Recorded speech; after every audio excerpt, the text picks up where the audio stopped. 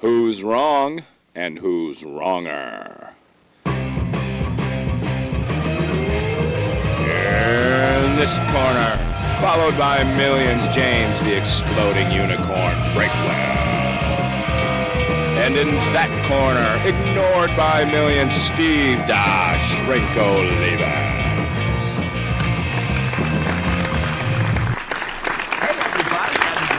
Back to Wrong and Wronger. I got no new hat this week, so in honor of two things, one, superfan Judy P., and two, my trip to Winnipeg, Canada tomorrow, I have chosen to wear the old Canadian hat that was mailed to me just out of pure love. Things that Judy P. does for me that she doesn't do for James Breakwell. And you have reached Wrong and Wronger, the podcast where we argue about things that don't matter to anybody, and you can ask our one listener and they will say nay. But James, how are you doing tonight, man? I am insulted that you would insult our fans with a rerun hat, much like you insulted our interns last week. Do you have your apology prepared? I have no apology. What? I make no apology. I stand by everything I've said. And if Carol, or she who shall remain nameless, the intern who shall, or just intern in big generic capital letters, if they get honked off at that, I think they're replaceable with other Oh interns. my gosh. We're the bosses, James Breakwell. We are in charge, man. Nobody else will ever do that math for us, and we're certainly not going to do it. If you make them mad, there will be no results, which might be your entire purpose. You know you can't win a fair fight, which is why you're just trying to get the interns to leave, so there'll be a no contest. By the way, who did win that result last week? I am so incensed about this intern debacle, I didn't even look. I'm pretty sure they smudged the votes in your favor. One of them did send you a result where you got 0 votes as a joke, but the real results were just as lopsided because I won yet another crushing victory. I've won like 4 out of the last 5 weeks. My train of success will not be derailed, especially not tonight. What's our topic tonight where I'm going to beat you? Tonight, usually I ask you, but This time you have turned the tables on me. Tonight we're going to argue one that I think may be near and dear to your heart this very evening, but we are going to argue, is it better to have kids or remain childless? Yes, this is intense. My own children might have a vested interest in this debate, so we'll see what the Guam Quarter of Fate says we must argue. But first, I believe we owe each other a compliment. We do owe each other a compliment, and my compliment to you, James, actually I have two. Ooh. One of them is more self-serving than the other, but I will say I compliment you on being able to emotionally disconnect from the one evildoer that sits and waits for you to post our video on YouTube so they can immediately slap it with a thumbs down. Man, it was within 5 minutes that sucker was a thumbs down, and I think that person needs to be weeded out and banned from YouTube for life. Somehow you can get past all of this, James Breakwell. I don't know how you do it, but my hat is off to you for being able to somehow not care that there is a nefarious individual out there. I have my one YouTube video that actually did good numbers from 10 months ago about why you shouldn't get a mini pig. It has 60,000 views and 1,300 upvotes and 43 downvotes. That would just kill you inside. That's the real world, man. There's people out there who are jerks, and you just got to roll with it. Wow. How did you live with that? I thought, you know what? I'm better than Steve. I'm just going to walk right through. People send me stuff all the time. Every day there's somebody who says something to me like, this is the one. This is the one I'm going to reply to and get all mad. I'm like, no. That's going to cost me money, and I'm not going to do it. I'm going to continue turning a profit and just live my life. That's what it all comes down to, Steve. You got to swallow your pride and be a sellout, and that makes it so much easier.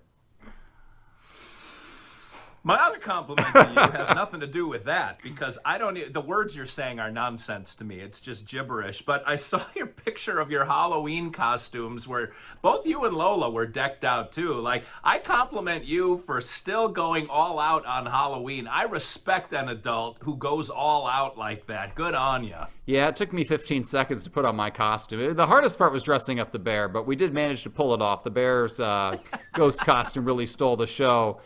The kids, I forgot about Halloween when I wrote my newsletter this week. That should have been a huge section of it. And it turns out I only have a memory of like a day. If it didn't happen immediately before I start that newsletter, it doesn't make the cut. So there will be a belated Halloween rundown in the next newsletter. But yeah, I will always go all in on Halloween. I am all about getting huge amounts of candy for free, even if it would be simpler time-wise and money-wise to go to the store. Because maybe my time has value, maybe it doesn't. But you know what? It's a competition. It's a matter of principle. And I was out there till the clock ran out on Halloween in the freezing snow, going uphill both ways. And that's the way it should be. Boy, I'll tell you what, I forgot about the weather by you because we were cruising through, same as last year. I was in your neighborhood on Halloween and then again a few days later coming back. But it was abysmal outside and I felt bad for the poor kids. Yeah, and that rolls into my compliment for you. I would like to compliment you for being the master of the non-vitation. Every time I'm like, hey, I'm going by your house at 100 miles an hour and I definitely can't stop. Or I spent the night last night 10 miles from your house, definitely don't want to see you. By the time I see your message and text, you're like, oh yeah, I am 5 states away and never coming back. You know your schedule months in advance, so when you don't see me, it's entirely deliberate, and I guess the avoidance is appreciated. The feeling is mutual, but I just like that you go through all this trouble of avoiding me and then pointing out how barely you missed me. It was this close, so you kind of try to have it both ways. No. See, the last 2 times that I was in your neighborhood, it was not planned. It was impromptu. Like this last time, the only reason we went halfway home from Chicago on Saturday night was because my kids' hockey team basically flunked out of the 3rd grade. They didn't make it into Sunday's playoffs. Oh. So we were suddenly left with all kinds of time. So we got there late to Indianapolis on Saturday night, and we woke up in the morning, and my wife's like, let's just hit the road and get home. So I believe it or not, I had a little bit of an internal struggle with, do I tell Breakwell that we're here? And my answer was a punt on 2nd down because I tweeted about it without tagging you into the tweet, thinking maybe he'll never know. I didn't know until somebody replied tagging me like 6 hours later. Oh, God. Yeah, people, they report me. It's those same people that give you the phone call, I just thought you should know. Yes. One of those kind of people, the meddlers. There's a very, very small cross-section of people who follow both you and me, but they report you. That's how I find out. Because I'm certainly not going to follow you directly. I only get this secondhand.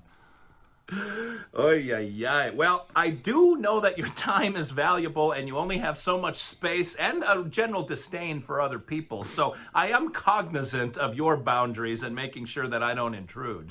Yeah, you really shouldn't try to cross the moat or the razor wire. But like if you tell me in advance that you're going to be nearby, I feel like I should send out a servant with some bread and cheese for you or something, just as some sort of offering to show I'm not a horrible person, just a generally bad person, but not quite all the way to that horrible level.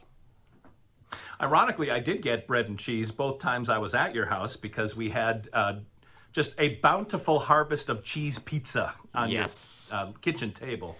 Well, I'm not going to cook for you, that's for sure. I'll shell out the $10 for pizza. That's my Steve Olivas budget, and I've blown it for the next 3 years.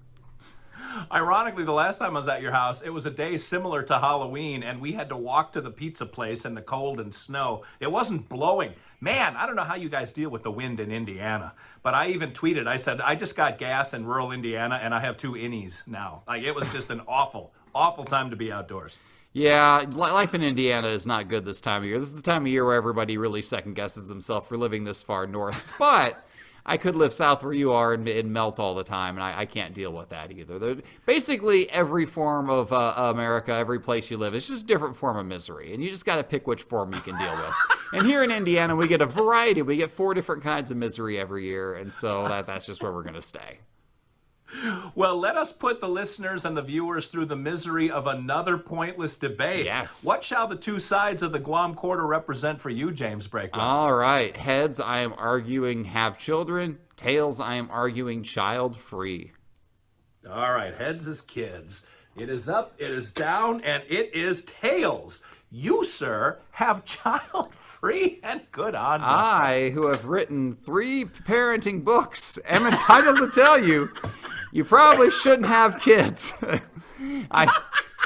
me tell you something. I can back this up with some solid first-hand experience. I could have been recording. We're going to be here for a while. I could have been recording this podcast 20 minutes ago. Steve's like, hey, you want to record early? And I felt if I were young and childless, I could have done that. But no, I had kids. I had to get out of the bathtub and get ready for bed. And the first set of kids who were supposed to take a 10-minute bath instead took a 50-minute bath. That's a 5 and a 0. And the second set were just getting in the tub when they were already supposed to be in bed. Then my wife went upstairs and looked in their rooms, which never, ever ends well. And of course, everything that should have been put away weeks ago was strewn across the floor and then currently being trampled by a pig. It just downhill. The clothes that should have ended up in the hamper are like on the opposite side of the house as the hamper, directly in the middle of the floor. And what do you say to a kid at that point? You've clearly explained where the clothes are supposed to go. They clearly understand where the clothes are supposed to go, yet the clothes don't make it there. And take that one incident times a billion, and you've got what it feels like to be a parent.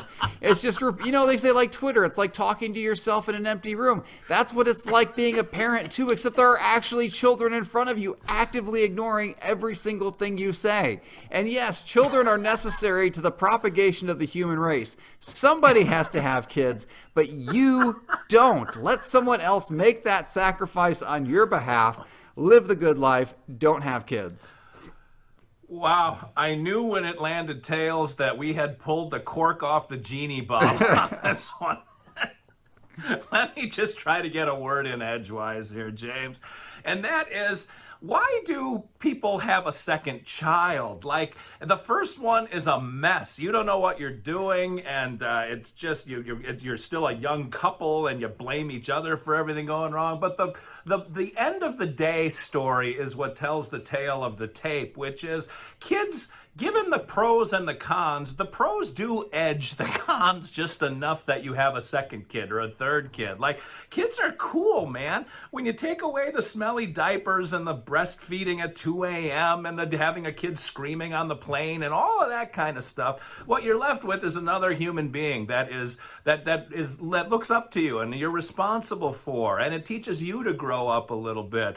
And when kids get a sense of humor, that first spark of them laughing out loud when they're babies, oh my God, can you imagine a better sound than a baby just giggling? Like uncontrollable giggling when you do like I'm gone and now I'm back again. One of those peekaboo kind of moments. Like, it's fabulous. When kids start developing a real adult type sense of humor, when they hit teenagers, that's when you're going to really enjoy the heck out of your kids. Although you have girls, they get spiteful, vindictive. But for the boys, when you finally do have a boy, and you're probably going to have to wait till kid number 29 because apparently you did something that karma's paying you back for right now. I don't know how you were to girls growing up, but apparently it was pretty lousy because now you're getting a chance to redo it over and over again. But when you finally have your son, when one of your pigs grows up and graduates high school, like when they develop that rapier wit, that little sense of humor, that spark that they get from dad, man, it is a fabulous mirror of just all the cool stuff in life. And you get to relive phases of your life. You get to remember the cool parts of being in grade school and in high school and dating, and my son is driving for the first time, and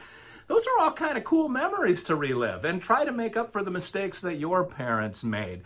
It's cool to have kids around, and now they are your legacy, because someday you will be old and infirm like I am, James, and you will rely on your children to financially support and find a good home to place you in, preferably theirs. Have them marry a good person that welcomes you with open arms when you become demented and pee on yourself.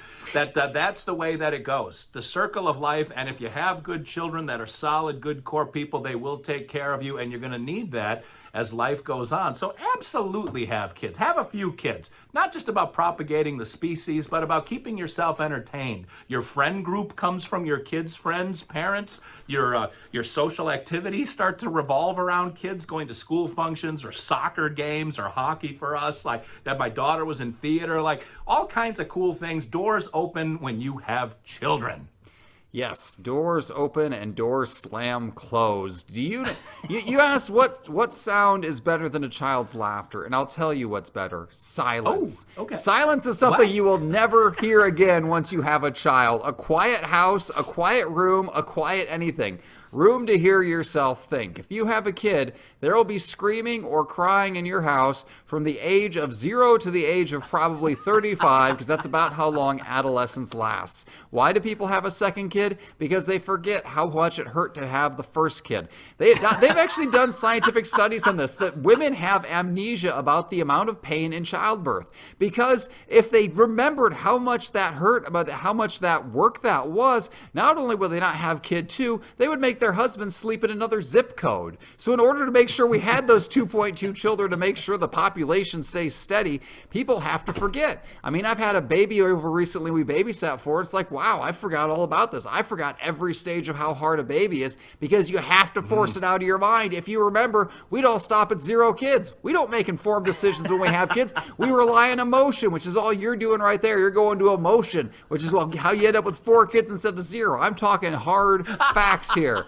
As far as having your kids take care of you, I mean, we're in the United States. Nobody's kids take care of their parents. Nobody. We all end up in nursing homes. We are in the wrong society for that. Nobody's going to fall for it. So you're basically you take care of them until you die, and then they take your ashes and they dump you in a ditch and they move on with your life. Especially in your case. I think your kids are going to be more than happy to move on from you, as will we all. Date boys named Nick. Like, that's what you name a garden gnome. Come on.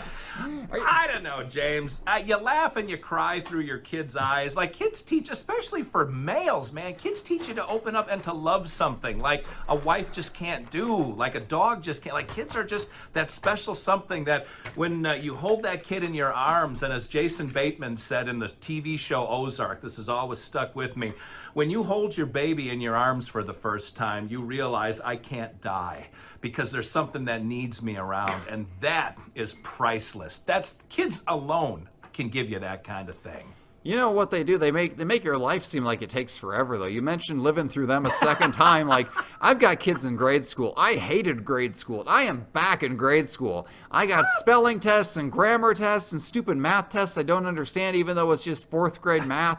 It is awful, man. I graduated, I got out, I vowed I would never spend another day in school. I am right back there for the next 18 years. I did not think this through at all. Don't make my mistake. Don't go back to school. Don't procreate. Just stay childless, and you'll have so much more time to listen to wonderful podcasts like this one, filling your life with wisdom and good life advice. Holy cow. And redundant numbers. And let's see if you can hit my number again this week. All right. If you want to vote for James and staying child-free and happy, vote for 99. I know. We've never had that one before. If you want to vote for Steve and insanity and pumping out the kids, vote for 27. And Never had that one before. If you want to throw your vote away, vote for 16. 16. Never had that one before. There. See? All 3 numbers that I said we never had that one before. Do you feel better now this week? No, I don't, because I'm pretty sure you've had 27 multiple times, and you're lying to me right now. All right. Well, so if you want to vote for James and a good argument for birth control, 99. If you want to vote for Steve and bring meaning and depth to your life, vote for 27. And if you want to throw it all away, just punt and not make a decision, which a lot of people do, especially the one listener to our show, vote for 16. All right. Well, that brings us to the close of another stellar episode that will never be seen by human eyes. So next week, if you want to return and see what nobody else shall see, it'll just be a secret between the 3 of us. Watch again. But until then, this is Steve Olekas, Dr. Steve for James, the Exploding Unicorn Breakwell, saying thanks for listening, thanks for watching, and next time you're in Indianapolis, don't let Breakwell know. See you next week, everybody. 2 wrongs can make a right.